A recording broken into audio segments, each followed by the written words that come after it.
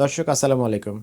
আপনি কি কখনো এমন করেছেন যে আপনি ঠিক করলেন আজ থেকে মনে করেন যে ডায়াবেটিস কন্ট্রোলের জন্য বা আপনার স্বাস্থ্যের যাতে ঝুঁকি না হয় সেই ঝুঁকি কমানোর জন্য আজকে থেকে মিষ্টি খাওয়া একদম বাদ প্ল্যান করেছেন।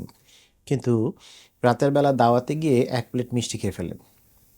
খাবার পর আপনার মনে হলো, আরে একদিন খেলে কিছু হয় না বা একজন অনুরোধ করলো, এত অনুরোধ করলো, না খেলে খারাপ দেখা যায়, কেমন হয়? আপনি জানেন যে ধূমপান স্বাস্থ্যের জন্য মারাত্মক ক্ষতিকর, কিন্তু আপনি নিজেকেই বোঝাচ্ছেন টেনশন কমানোর জন্য এর থেকে ভালো কিছু আর নেই। এই যে আমরা জানি যে একটা জিনিস ভুল বা আমাদের বিশ্বাসের পরিপন্থী, কিন্তু তারপরেও আমরা সেটা করি এবং করার পর নিজের মনকে অদ্ভুত সব যুক্তি দিয়ে শান্ত করি।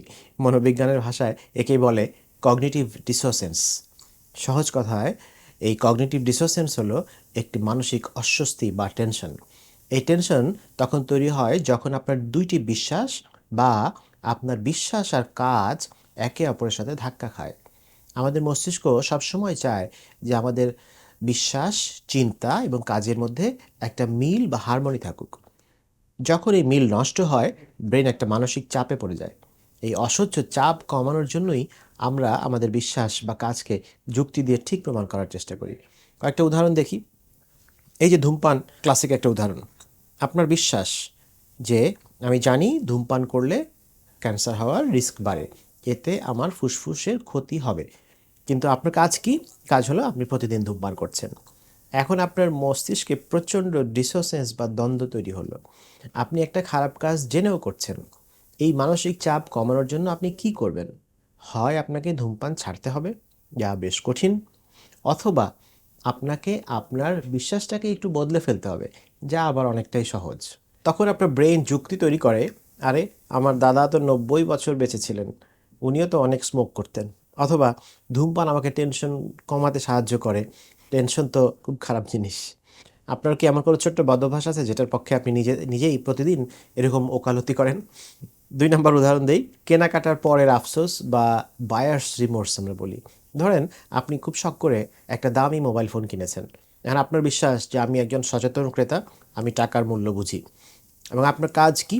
আপনি যে কাজটা করলেন সেটি হচ্ছে যে আপনি এমন একটা ফোন কিনেছেন যার অনেক ফিচার হয়তো বা আপনার দরকারই নেই, বা কিছু ফিচার একটু ল্যাকিংও আছে। এটা আপনার এবং এটা আপনার বাজেটের বাইরেও ছিল। এখন আপনার ডিসোসেন্স বা অস্বস্তি কী? অস্বস্তি হলো, আমি কি ভুল সিদ্ধান্ত নিলাম? আমার এত টাকা খরচ করা কি ঠিক হলো? এই অস্বস্তি কমানোর জন্য আপনি তখন কি করেন? আপনি তখন ইন্টারনেটে শুধু সেই ফোনের ভালো রিভিউগুলোই খুঁজতে থাকেন। আপনি সেই ফোনের ছোটোখাটো ভালো দিকগুলো অনেক বড় করে দেখা শুরু করেন। আপনি নিজেকে বোঝান, আরে এই ফোনের ক্যামেরাটা বাজারের সেরা, এই একটা জিনিসের জন্যই তো দাম উসুল। অর্থাৎ আপনি আপনার সিদ্ধান্তকে সঠিক প্রমাণ করার জন্য আপনার কাজটাকে জাস্টিফাইড প্রমাণ করছেন এবং উঠে পড়ে লাগার লেগেছেন। মনে করে দেখেন, শেষ কবে কোনো কিছু কেনার পরে এই ঘটনা, এই কাজ করেছেন আপনি? ওই যে ঈশপের একটা গল্প আছে, আঙ্গুর ফল টক। শেয়াল আঙ্গুর খেতে পারল না, তখন বলল যে আঙ্গুর ফল টক। এটাও একটা কগনিটিভ ডিসোসেন্সের একটা নিখুঁত উদাহরণ। বিশ্বাসটা কি ছিল? আমি আঙ্গুর খেতে চাই।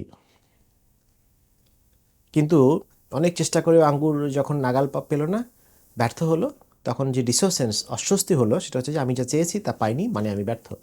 এই ব্যর্থতার অস্বস্তি কমানোর জন্য শিয়াল তখন বিশ্বাস বদলে ফেললো, বললো আরে ওই আঙ্গুর তো টক, ওটা খাওয়ারই যোগ্য না। আমরাও এমন করি আসলে। যখন কোনো কিছু পাওয়ার জন্য অনেক কষ্ট করি কিন্তু পাই না, তখন আমরা বলি যে ওই চাকরিটা, ওই জিনিসটা আমার দরকারই ছিল না। এমন কখনো হয়েছে যে যেই জিনিসটা পাননি সেটাকেই আপনি খারাপ বলে মনকে সান্ত্বনা দিয়েছেন? ৪ নম্বরের উদাহরণ দেয় একটা, আমাদের প্রতিদিনের ছোট মিথ্যা বা অনৈতিক কাজ। ধরুন আপনি নিজেকে খুব সৎ মানুষ মনে করেন।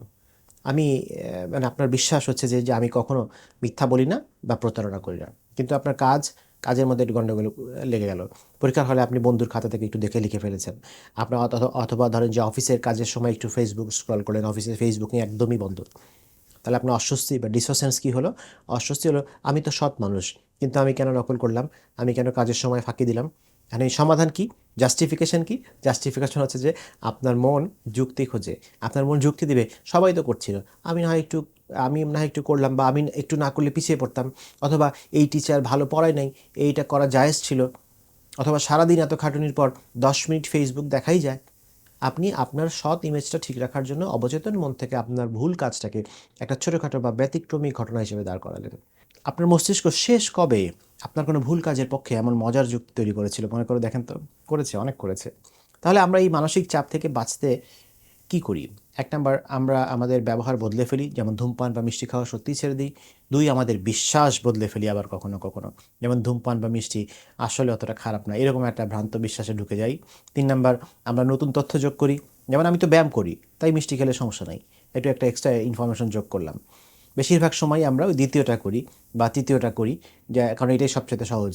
কগনিটিভ ডিসোসিয়েন্স আমাদের জীবনের একটা অংশ আসলে। এটা ব্রেইনের একটা ডিফেন্স মেকানিজম। কিন্তু এটা সম্পর্কে আমাদের আসলে সচেতন থাকা খুবই জরুরি। কারণ অনেক সময় আমরা অনেক বড়, বড় ভুল সিদ্ধান্তকেও এই প্রক্রিয়া সঠিক বলে চালিয়ে দেই, যা পরবর্তীতে অনেক বিপর্যয় ডেকে আনে।